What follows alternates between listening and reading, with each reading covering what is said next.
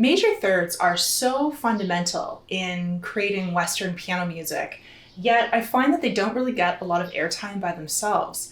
And that's really too bad because I think that learning about major thirds can really help accelerate your learning, especially if you're just starting as a piano player. So I thought what we could do today is talk a little bit about what major thirds are, why they can be useful to your playing, and I'd like to give you my favorite way of figuring out major thirds on the piano that does not require any knowledge of music theory or counting up semitones in the middle of your playing. Okay, let's get started.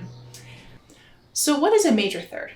A major third is a combination of two notes where you start with any note on the piano, and then the major third above that is the third step of that original note's major scale. Okay, so let me show you what I mean by that. That means if we're starting with C, C major has no sharps or flats. So we know that we're going to be using all white keys here.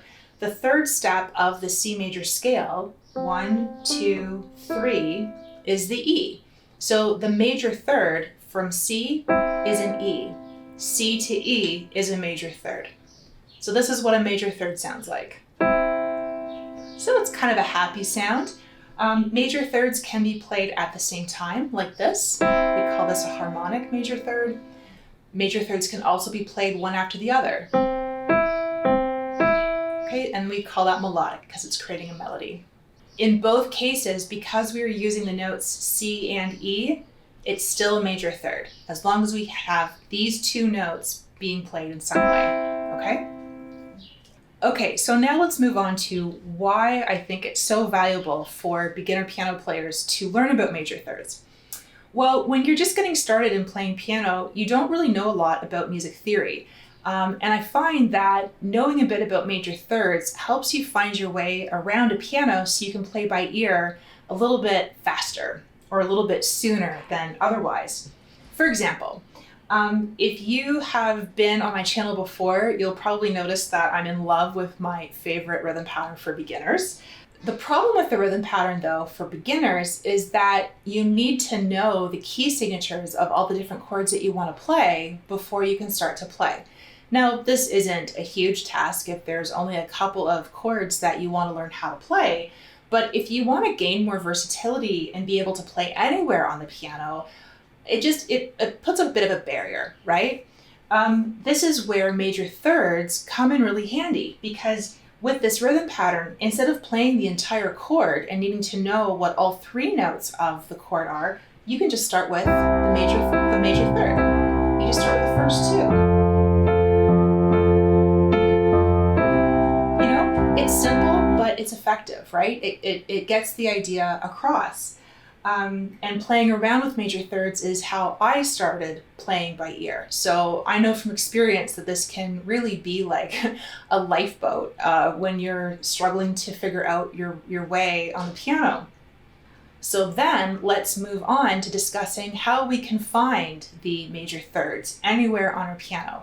So when I was learning how to play piano myself, I did not have any knowledge of music theory whatsoever. It didn't make sense to me. I didn't really have a way of knowing about it. The internet didn't exist yet. And so I had to kind of figure my way around the piano. And when I was figuring my way around the piano, I noticed certain patterns that I could go back to over and over again.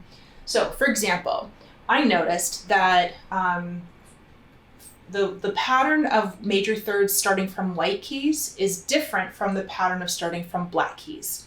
Let's talk about white keys first. I noticed that for the easiest key signatures, C, F, and G, I noticed that their major third always went white key to white key, okay? And I didn't even have to know what those notes were. Honestly, I was such a bad sight reader. I couldn't even hold those letters in my head if I wanted to. So what I did is I memorized the feel of that distance in my hand. And then I could go back and forth. And as long as I could look to see where my bottom note was, and as long as I knew what my bottom note was, I could just play from muscle memory what the distance of a third felt like from there, okay? So that was the first thing I noticed. the easiest key signatures, C, F, and G, their major thirds are always white key to white key, okay? That meant that the other white keys, D, E, A, and B, these all went from a white key to a black key. And again, I didn't need to memorize which note the black key was. I just memorized the feeling, the distance in my hand. So as long as I knew where I was aiming for my thumb to go, I could always find the major third on top of that, okay?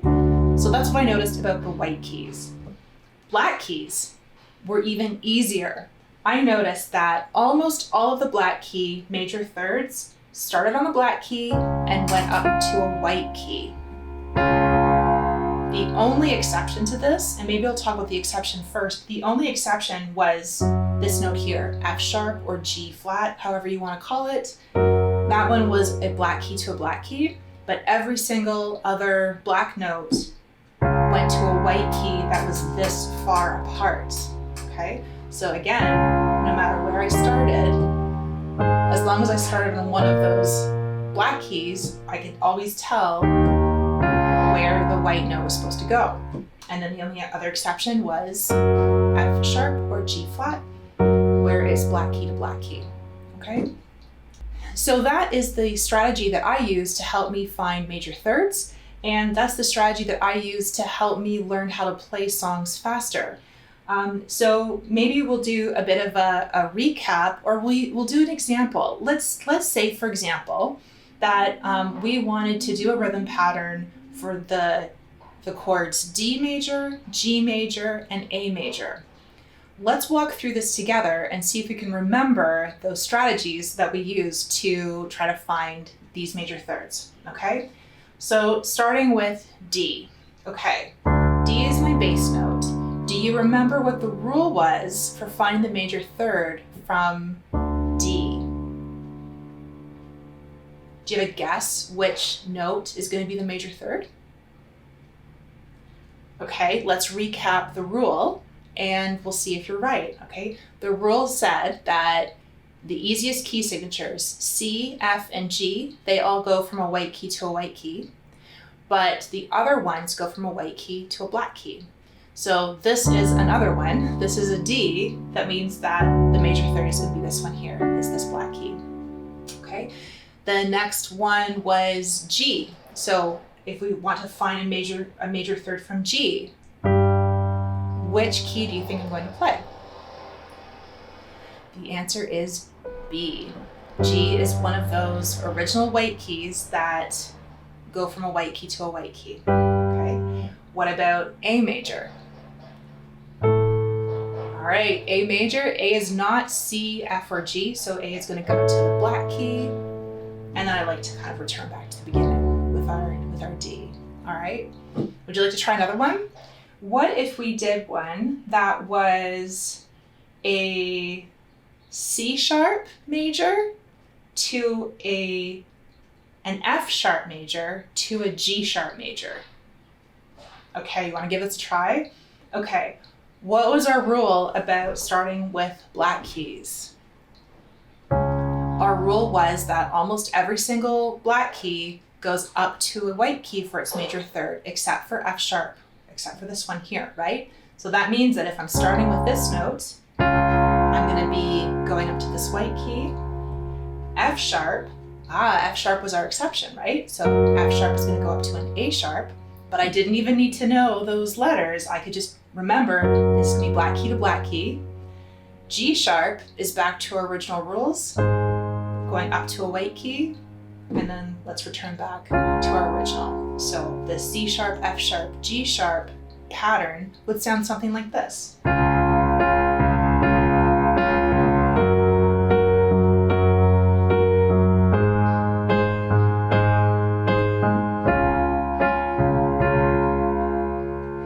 Good stuff. Well, I hope that was helpful for you. There are so many other little tricks like this that I figured out along the way that helped me in my ability to play piano by ear. If this is helpful for you, please let me know and I can share more of the strategies that I've figured out along the way. Thank you for joining me today, and please let me know if you have any questions about any of this, or if I can go over any of this any more slowly for you. Okay? Take care. Have fun at your piano.